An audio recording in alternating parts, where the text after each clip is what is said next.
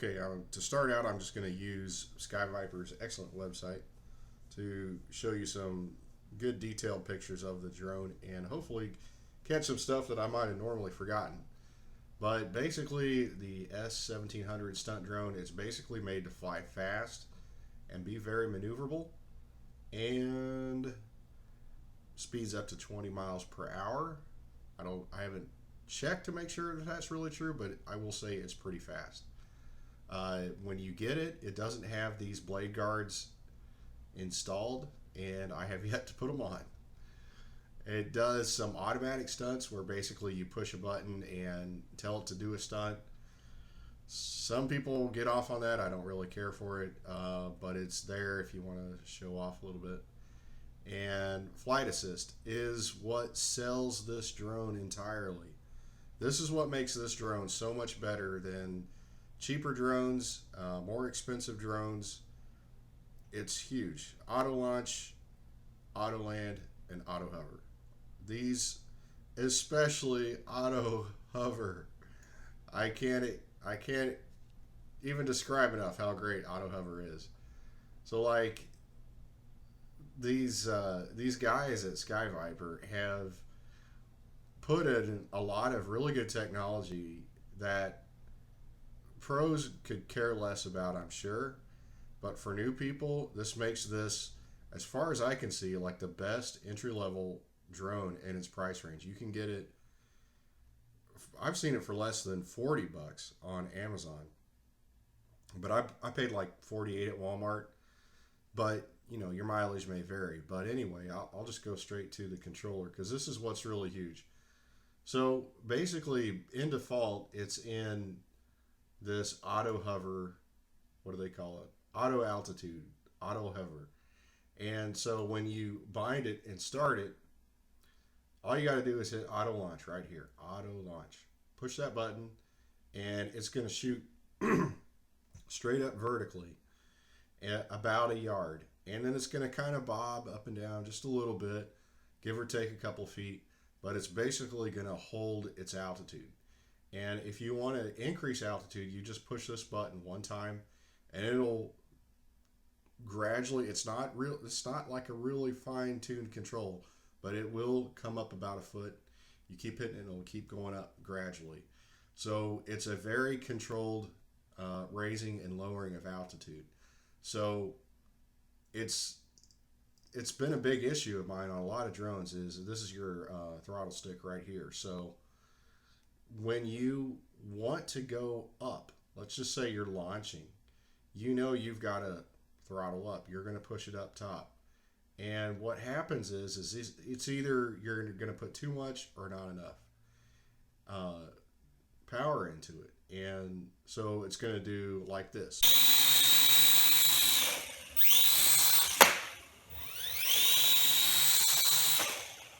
Every time. Not good. Or you're going to give it too much. It's going to go straight to the ceiling, which I'm not going to demonstrate. Or it's going to fly up out of range. It's going to get caught by the wind. It's going to go up in a tree. All kinds of bad stuff happens. So with this altitude hold, it completely changes the flying dynamics of flying a drone, because basically it makes you feel like if you're flying it fast, and this video isn't the greatest demonstration, but when you're really flying it fast, you're zipping around back and forth.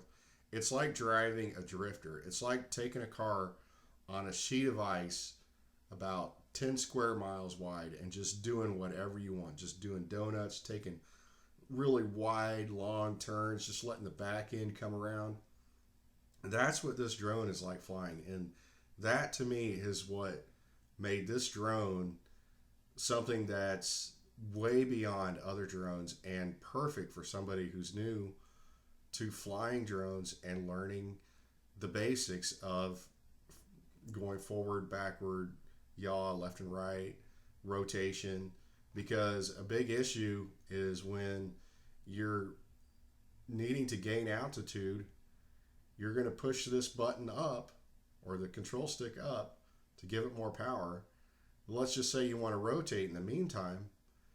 Now you need to push it left or right, and it takes some really fine, you got to really know your quad and really well to pull this little maneuver off. And it's been the bane of every other quad I've ever had. It was that I'm doing okay, but then altitude becomes a problem. I'm getting too high up, I'm getting too low, I'm moving towards the couch, I'm getting up in the ceiling, and you're like, okay, I'll give it less power, and then you always take away too much power, and it drops like a rock.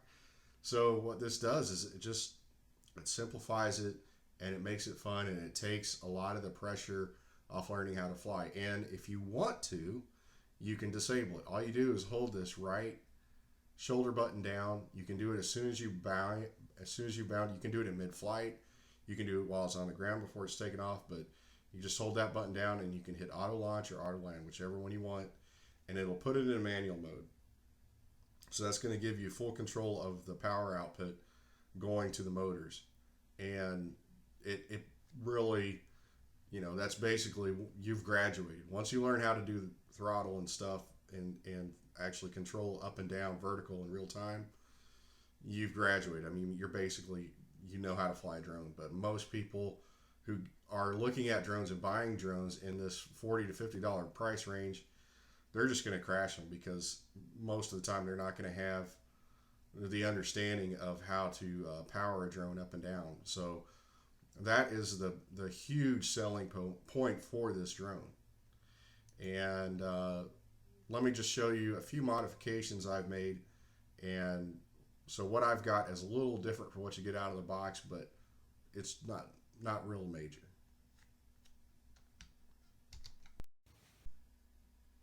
Okay, when you get it in stock form, it has a battery tray on the bottom of it, and it's held down by like 4 or 6 screws. I pulled those off, put Velcro on it, put Velcro on my battery, which the battery is upgradable, which is awesome. And that's how I do it, because it keeps a little weight off of it and helps out a little bit. And I cut open the top, and now you can see the positive and negative power leads. If you want to hook your FPV camera directly to your quad, you can. That's exactly where you do it. But yeah, Velcro holds just fine. No problems at all. Okay, and here's my little FX798T FPV camera. Just a little bit of Velcro tape was all it took, and it just snapped right on, no problem. The top is curved, which kind of sucks. I wish it was flat. It would make it easier to mount FPV to it. But I made it work, and Velcro is surprisingly strong. You just got to be careful with the power wires that they're not getting near the blades. That can cause major problems during a flight. And here again, yeah, this is my end goal right here is to actually solder the power wires to the positive and negative and just have it directly connected to the drone's power, so I don't have to mess with an additional battery, save a little weight on it, all that good stuff. So yeah, that's the FPV, and it's real easy to hook up. Okay, and here it is, the Runcam HD connected by Velcro. It'll fit. You have to, or I have to, turn it on and start recording before I attach it to my drone. But again, a little Velcro magic, and you can get it to fit on. The problem is it weighs 41 ounces, and that seems to be a bit too much for this drone. But I'm going to show you some footage and let you make up your own mind.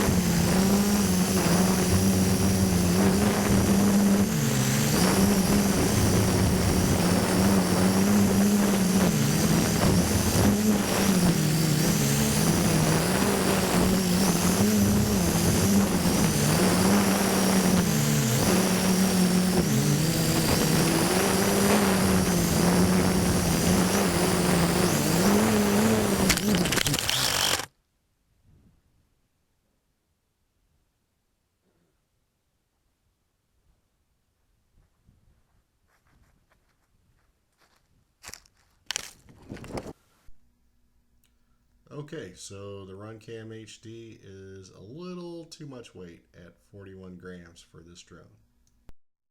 But after I took it off, it actually flew great. It handled the wind no problem, and I had a lot of fun flying it. So I definitely recommend this drone to anybody, and just give it a shot.